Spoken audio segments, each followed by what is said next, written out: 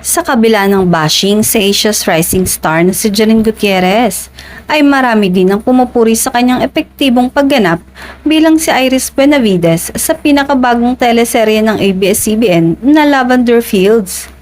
Sa latest episode kasi ng Christopher Minute nitong Lunes, September 16, pinuri ni showbiz columnist Christopher Min ang mahusay na pag-arte ni Janine. Ang dami pong naiinis dito kay Janine Gutierrez kasi yung role niya.